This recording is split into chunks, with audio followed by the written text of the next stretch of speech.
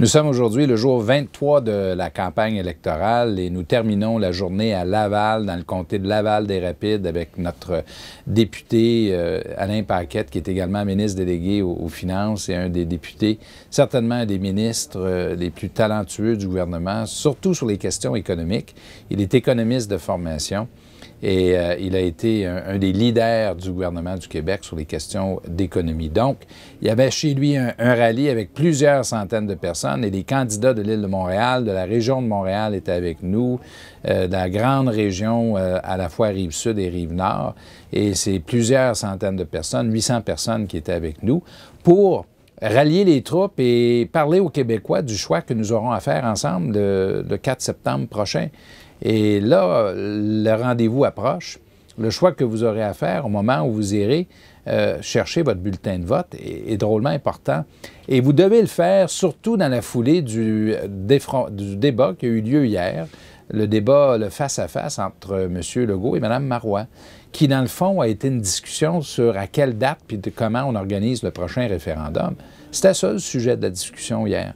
Vous avez remarqué, M. Legault reproche à Mme Marois de faire ou d'organiser un référendum qu'elle risque de perdre parce qu'elle a remis ça, le contrôle du référendum, entre les mains des radicaux dans le parti.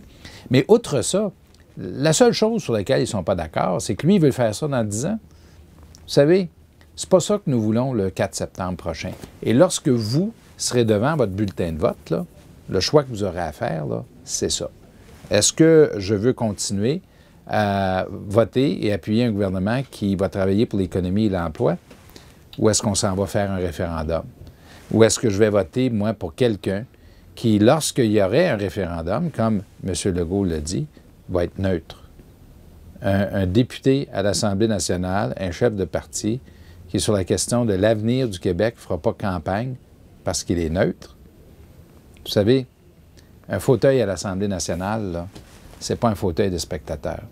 C'est un fauteuil pour ceux et celles qui sont prêts à assumer des responsabilités et prendre des décisions.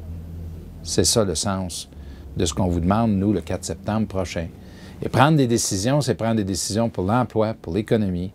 C'est prendre des décisions pour le respect dans notre société également. Ça aussi, ça fait partie du choix que nous ferons ensemble le 4 septembre prochain. Nous ne voulons pas revivre ce que nous avons vécu le printemps dernier. La violence, l'intimidation, puis on ne veut surtout pas des chefs de parti qui, sur ces questions-là, font des compromis. Nous avons aussi aujourd'hui annoncé des mesures pour les personnes aînées, des investissements pour nos centres hospitaliers de soins de longue durée et pour ce qu'on appelle des ressources intermédiaires, parce que c'est aussi une partie importante des décisions que nous avons à prendre au Québec pour pouvoir mieux soigner, mieux appuyer ceux et celles qui arrivent à un moment dans leur vie où ils ont besoin d'un coup de main. Et j'étais aussi dans le comté d'Argenteuil avec Lise Proulx, notre candidate, une femme merveilleuse qui sera, j'en suis convaincu, la prochaine députée du comté d'Argenteuil le 4 septembre prochain. Et nous avons ensemble visité une entreprise et nous préparons justement ce rendez-vous que nous avons le 4 septembre prochain. Je vous invite à nous suivre demain. Demain, on va être dans la région de Saint-Hyacinthe, également dans le comté de Nicolet-Bécancour et nous serons également dans le comté d'Arthabasca.